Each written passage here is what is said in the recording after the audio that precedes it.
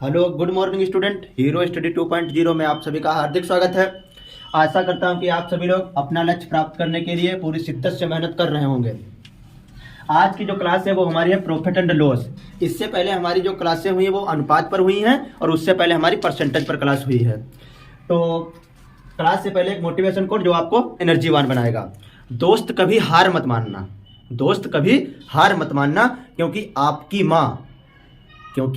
आपकी माँ जीत की उम्मीद लगाए बैठी है। ठीक दोस्त, कभी हार मत मानना। प्रॉफिट एंड लॉस के बारे में कुछ बेसिक जानकारी, फिर सीधे हम अपने आते हैं क्वेश्चन पर। इसमें एक होता है क्रय मूल्य, इसमें एक होता है क्रय मूल्य,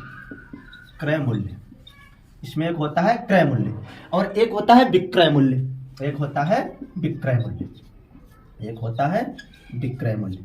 अच्छा, क्रय मूल्य मतलब सीपी और विक्रय मूल्य मतलब एसपी। सीपी मतलब कास्ट प्राइस और एसपी मतलब सेलिंग प्राइस।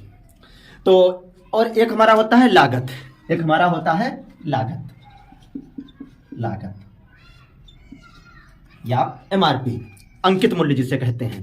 तो क्रय मूल्य का मतलब यह होता है जिस मूल्य पर कोई वस्तु खरीदी जाए उसे हम कहते हैं क्रय मूल्य, और विक्रय मूल्य उसे कहते हैं जिस मूल्य पर कोई वस्तु बेची जाए उसे हम कहते हैं विक्रय मूल्य, और लागत मूल्य जिस खर्च पर कोई वस्तु निर्मित की जाए उसे हम कहते हैं लागत मूल्य। ठीक है, यहां तक आप लोगों को क्लियर हो गया होगा। तो ये हमारी हुई लागत। अब इसमें एक पोर्शन आता है सीपी और एसपी और एमआरपी मतलब अंकित मूल्य। तो एक होता है हमारा सीपी, एक होता है एसपी और एक होता है हमारा एमआरपी। सीपी का मतलब होता है क्रय मूल्य और एसपी का मतलब होता है विक्रय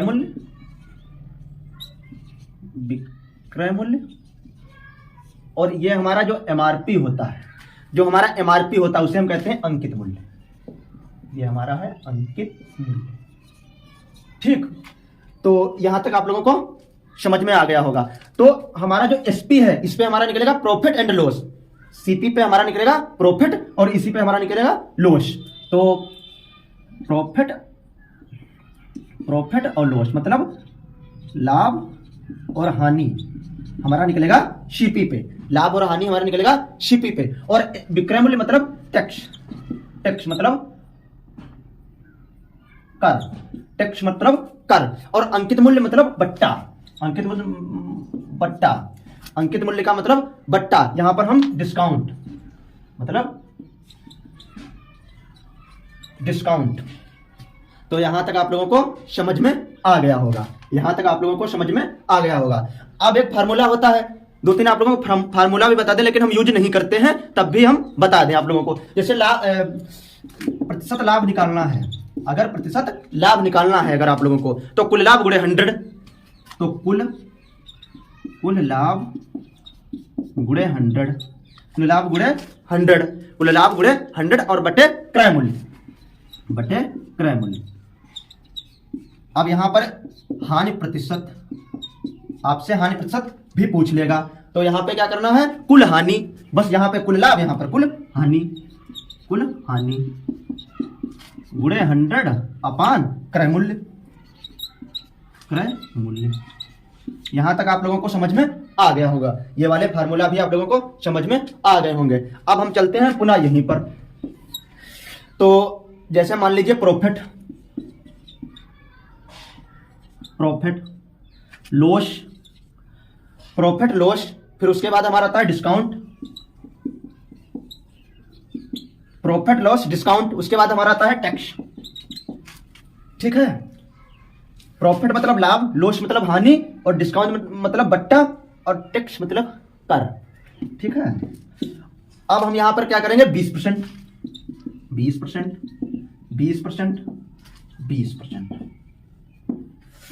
प्रॉफिट 20%, लॉस 20%, डिस्काउंट 20% और टैक्स भी 20%। अब हम क्या करेंगे, जहां जहां पर परसेंट का चिन्ह लगा हो कसम खा लेना कि हमें 100 से डिवाइड करना है, तो क्या 1/5 कैसे आया। 20 को जब हम 100 से डिवाइड करेंगे तो 0 से 0, 2 पंचे 1/5 यहां से निकलकर आ जाएगा, 1/5 यहां से निकलकर आ जाएगा। अब क्या करना है, तो ये क्या हमारा हुआ और ये क्या हमारा हुआ, ये क्या हमारा हुआ और ये क्या हमारा, जो ऊपर है वो रहेगा जो यहां लिखा है, मतलब प्रॉफिट, प्रॉफिट। और ये नीचे क्या है, सीपी, नीचे क्या है, सीपी मतलब कास्ट प्राइस। फिर उसके बाद में हमारा फिर यहां पर क्या दिया हुआ है, ऊपर लॉस, तो ये हमारा क्या है, लॉस मतलब हानि, लॉस मतलब हानि। और नीचे क्या दिया है, 5, तो ये भी हमारा क्या है, सीपी, ये भी हमारा क्या है, सीपी। सीपी मतलब होता है कास्ट प्राइस, सीपी मतलब होता है कास्ट प्राइस। फिर उसके बाद में ये क्या हमारा है, डिस्काउंट मतलब बट्टा, डिस्काउंट। उसके बाद में हमारा 5 क्या है, 5 हमारा क्या है, 5 हमारा है एमआरपी। बट्टा जो होता है, डिस्काउंट जो होता है वो एमआरपी पे निकलता है। सेम कंडीशन यही है, प्रॉफिट एंड लॉस सीपी पे, प्रॉफिट एंड लॉस सीपी पे, सेम सीपी, सीपी। अब हमारा आया है बट्टा का मामला, अब आया है हमारा बट्टा का मामला, तो बट्टा किस पे, एमआरपी पे, एमआरपी, एमआरपी।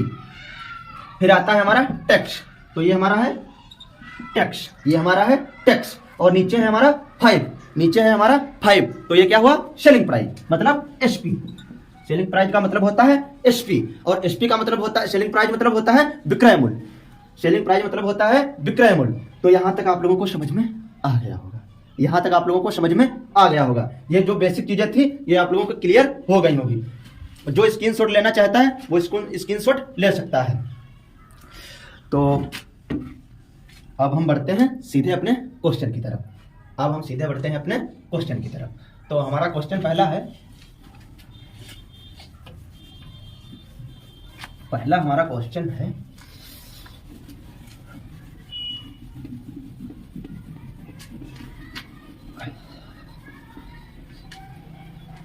पहला हमारा क्वेश्चन है, एक वस्तु को 500 रुपए में, एक वस्तु को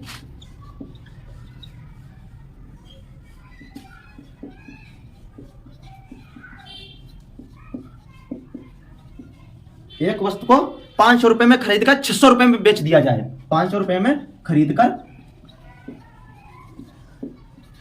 600 रुपए में बेच दिया जाए, 500 रुपए में खरीदता है और 600 रुपए में बेच दिया। तो इस सौदे में कुल लाभ प्रतिशत ज्ञात करो। इस सौदे में कुल लाभ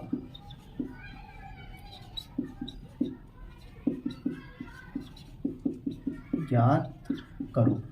यह हमारा है क्वेश्चन। एक वस्तु थी, उसे 500 रुपए में खरीदकर 600 रुपए में बेच दिया जाए, इस सौदे में कुल लाभ प्रतिशत ज्ञात कीजिए। तो हम इसे कैसे सोल्व करेंगे, इसे हम कैसे सोल्व करेंगे, तो हमारा 600 कैसे हल करेंगे, 600 माइनस 500, तो हमारा कितना लाभ हुआ, 100 रुपए।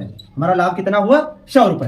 हमारा लाभ कितना हुआ, 100 रुपए। तो लाभ प्रतिशत हम निकालेंगे, लाभ प्रतिशत, वही वाला फार्मूला डाल दीजिए आप, वही वाला फार्मूला डाल दीजिए आप। तो कुल लाभ हमारा कितना है, 100 गुणे 100। अब क्रय मूल्य हमारा कितना है, यहां पे मामला आता है क्रय मूल्य और विक्रय मूल्य। ये हमारा है क्रय मूल्य, और जो चीज बेची जाए वो होता है सेलिंग प्राइस मतलब विक्रय मूल्य, और जिस मूल्य पर चीज खरीदी जाती है उसे हम कहते हैं कास्ट प्राइस मतलब क्रय मूल्य। तो हमारा कितने पे खरीदा गया है, 500 पे। कितने पे खरीदा गया है, 500 पे। तो डिवाइड बाई 0 से 0, 0 से 0, हमारा 20% निकल कर आ जाएगा, हमारा 20% निकल कर आंसर आ जाएगा। कुछ भी नहीं करना था। नेक्स्ट सवाल जो हमारा है, एक व्यक्ति अपने सामान पे 12.5%, मतलब एक व्यक्ति जो है अपने सामान पर 12.5%, एक व्यक्ति अपने सामान पर 12%, अपने सामान पर 12% बट्टा देकर, मतलब छूट देता है, या बट्टा मान लीजिए, बट्टा देकर 2100 रुपए में बेच देता है, 2100 देकर 2100 रुपए में बेच 2100 रुपए में बेच देता है। सामान का अंकित मूल्य ज्ञात कीजिए, या सामान का अंकित मूल्य क्या है, सामान का अंकित मूल्य क्या है। एक व्यक्ति अपने सामान पर 12.5% बट्टा देकर 2100 रुपए में बेच देता है, सामान का अंकित मूल्य ज्ञात कीजिए। सामान का अंकित मूल्य ज्ञात कीजिए। तो हमारा डिस्काउंट कितना है? 12.5। डिस्काउंट कितना है? 12.5। तो इसे हम मान लिया 12.5% है, 100 से इसे हम जब डिवाइड करेंगे तो हमारा 1/8 निकल कर आ जाएगा। 1/8 हमारा निकल कर आ जाएगा। 1/8 हमारा निकल कर आ जाएगा। अब क्या करेंगे हम? एसपी हमारा कितना है? एसपी हमारा कितना है? 2100 रुपए, मतलब सेलिंग प्राइस, मतलब विक्रय मूल्य। विक्रय मूल्य हमारा कितना है? विक्रय मूल्य हमारा है 2100। विक्रय मूल्य हमारा है 2100। अब हमें निकालना क्या है? एमआरपी, मतलब अंकित मूल्य। हमें निकालना है एमआरपी। हमें निकालना है एमआरपी, मतलब अंकित मूल्य हमें निकालना है। तो पिछले वाले पोर्शन में आप लोगों को क्या समझाया था हम कि ऊपर वाला अगर यहाँ पे डिस्काउंट है तो ये हमारा क्या होगा? डिस्काउंट, और नीचे वाला हमारा क्या होगा? एमआरपी। नीचे वाला हमारा क्या होगा? MRP, MRP. और ये हमारा है COUNT। ठीक है, ये हमारा है डिस्काउंट। तो हम अब क्या करेंगे? इससे इसको माइनस करेंगे तो हमारा आएगा 7। यहाँ पे निकल कर आएगा, यहाँ पे हमारा निकल कर आएगा 7। तो 7 बराबर हमारा कितना है? 2100। 7 बराबर 2100। तो 1 बराबर 3, 1 बराबर 3। तो निकालना कितना है हमें? 8 बराबर, क्योंकि हमें निकालना है एमआरपी। तो 8 बराबर 300 गुणे 8, तो बराबर 8 3 2400। 2400 हमारा आंसर निकल कर आ जाएगा। 2400 हमारा आंसर निकल कर आ जाएगा। कोई भी एग्जाम हो, अगर इस तरीके से सोल्व करेंगे, कोई भी एग्जाम को आप फोड़ करके आएंगे। ठीक, हम बढ़ते हैं नेक्स्ट क्वेश्चन की तरफ। अब बढ़ते हैं हम नेक्स्ट क्वेश्चन की तरफ। अब जैसे मान लीजिए कुछ परसेंट होते हैं, कुछ परसेंट होते हैं। जैसे आप मान लीजिए 10%। 10% कितना हमारा होता है? 10%। तो हम 10 को 100 से डिवाइड करेंगे तो हमारा निकल कर आएगा 1/10। हमारा निकल कर आएगा 1/10। अब ऐसे हम 12.5%। तो हमारे कितना निकल कर आएगा? 1/8। ये कितना निकल कर आएगा? 1/8। ऐसे हमारा 11 सही 1/9। 11 सही 1/9। ये कितना निकल कर आएगा? 1/9। अब हमारे इसके बाद में आता है 14 सही 2/7। 14 सही 2/7। तो ये हमारा निकल कर आएगा 64 98 1/7। 1/7 ये हमारा निकल कर आएगा 1/7। फिर है 16 सही, फिर है 16 सही 2/3। 16 छक्का 96, तो बराबर 1/6। फिर इसके बाद में हमारा मान लीजिए ये कैसे निकालेंगे? तो 10 को हम 100 से डिवाइड किया तो 1/10। 12 96, 12 कॉमन सेंस की तरफ अब जाइएगा थोड़ा, क्योंकि ये इस तरीके के जब आएंगे तो आप 100 से डिवाइड करेंगे, इसकी से मल्टीप्लाई करेंगे, फिर इसे जोड़ेंगे तो काफी समय लग सकता है, काफी टाइम लग जाएगा। क्योंकि एग्जाम में कुछ सेकंडों का समय होता है, एक क्वेश्चन का 1 मिनट का भी समय नहीं होता है। तो आपको कैलकुलेशन फास्ट करना है, क्योंकि आप लोगों को कैलकुलेशन फास्ट करना है। तो ऐसे करेंगे 12 दूनी 24 और 1 25/100, और ऐसे निकालेंगे तो बहुत टाइम लगेगा ना।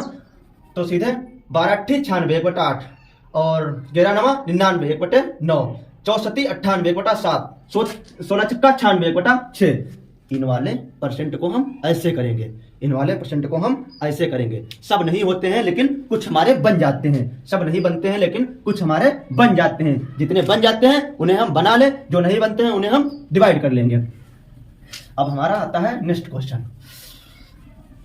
नेक्स्ट क्वेश्चन जो हमारा है, एक घोड़े को, एक घोड़ा था,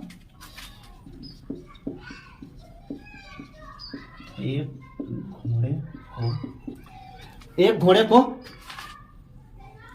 को 2000 रुपए में बेचने पर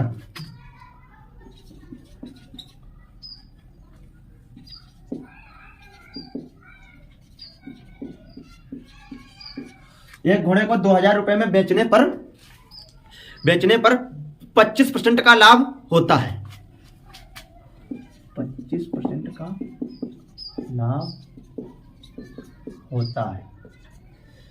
25% का लाभ होता है, और इसे अगर 40% लाभ होता है, यदि 40% लाभ पर बेचा जाता, यदि 40% लाभ पर बेचा जाता, 40% लाभ पर बेचा जाता, तो घोड़ा कितने रुपए में बिकता? तो घोड़ा कितने रुपए में बिकता? तो घोड़ा कितने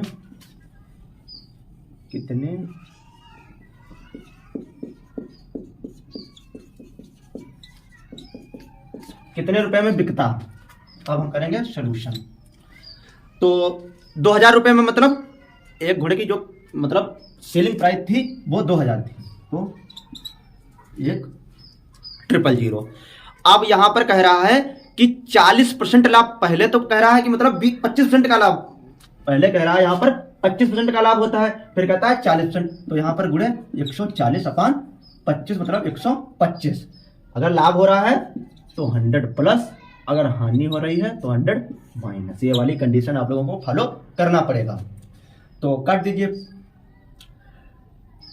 5 दूनी 10, 55 25, 5 चक्कू 20, 00, 55 25 और 5 अट्ठे 40, 16 पंचे 80 और 16 चक्कू 64 के 4 और हंसी लगे 6, 16 कम 6 और 16 कम 16 और 6 तुम्हारे हुए 22। 2240 जो हमारा है आंसर निकल कर आ जाएगा। 2240 जो हमारा आंसर निकल कर आ जाएगा। लंबा क्वेश्चन लेकिन हम थोड़े ही बीच में किए हुए हैं। इसे तो हम बिना पेन के कर सकते थे, इस वाले क्वेश्चन को हम बिना पेन के भी कर सकते थे। सीधे 25% का लाभ हुआ, 40% का इधर लाभ हुआ, 125 और ऊपर 140, तो काट पीट दिया, हमारा आंसर निकल कर आ गया और हमारा आंसर निकल कर आ गया। अब बढ़ते हैं हम एक नेक्स्ट क्वेश्चन की तरफ। ये जितने क्वेश्चन हैं ये कहीं ना कहीं पेपर में पूछे गए हैं, सब सेलेक्टेड क्वेश्चन है। एक सामान का अंकित मूल्य जो है, एक सामान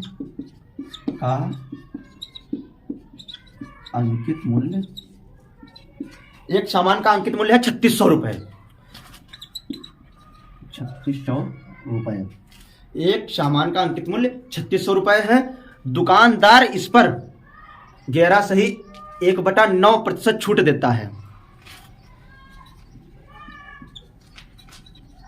दुकानदार इस पर 11.1/9 छूट देता है। सामान का विक्रय मूल्य ज्ञात करो।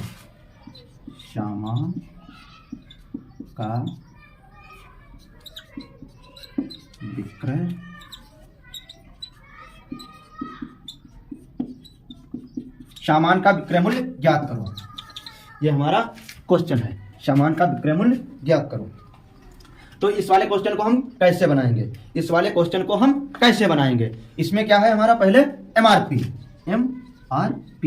एमआरपी मतलब 3600। एमआरपी हमारी है 3600। इस वाले क्वेश्चन को हम कैसे बनाएंगे? एमआरपी जो हमारी है वो है 3600 और इस पर छूट देता है 11/1/9। इस पर छूट देता है 11/1/9।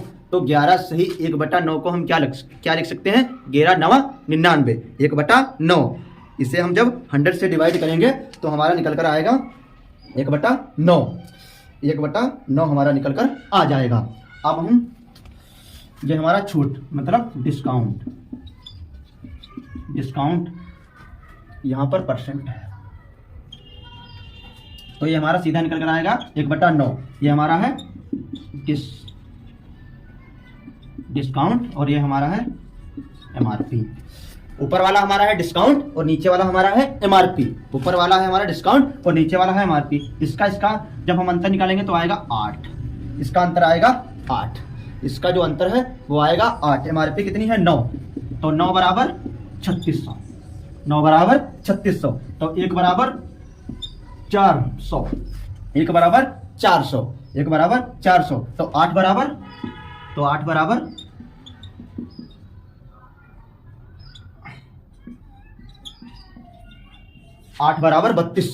8 बराबर 3200 हमारा आंसर निकल कर आ जाएगा। 3200 हमारा आंसर निकल कर आ जाएगा। आप लोगों को ये वाला क्वेश्चन समझ में आ गया होगा।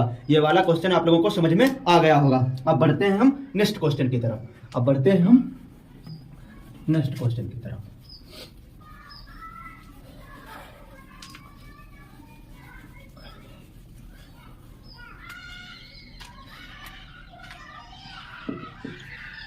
नेक्स्ट क्वेश्चन जो हमारा है, राम एक साइकिल को, राम नाम का एक लड़का है, वो एक साइकिल को 1000 रुपए में खरीदता है। राम एक साइकिल को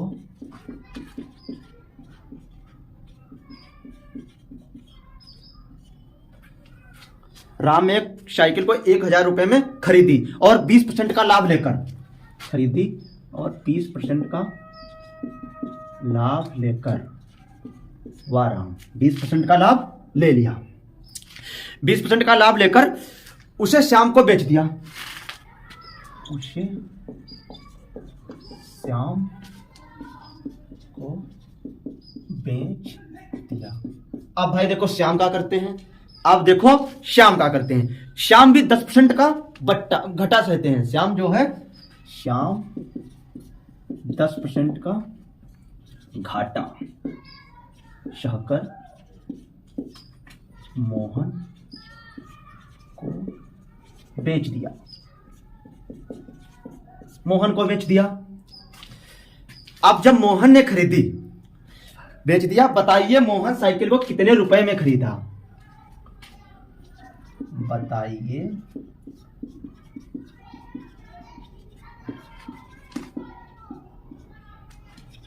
मोहन कितने रुपए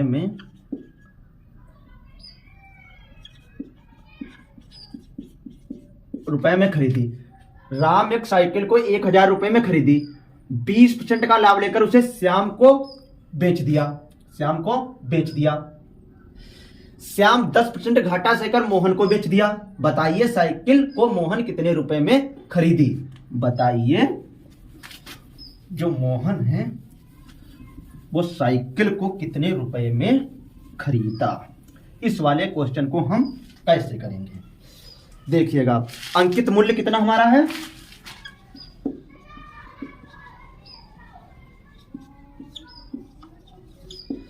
अंकित मूल्य जो हमारा है एक जो 1000 रुपए, अब उसमें 20% 120, जहां पर 20% का लाभ है वहां पर 100 प्लस, तो यहां पर हम कर देंगे सीधे 100 और 20 बराबर हमारा हो जाएगा 120, तो ये पूरे 120, क्योंकि 20% का लाभ मिलता है।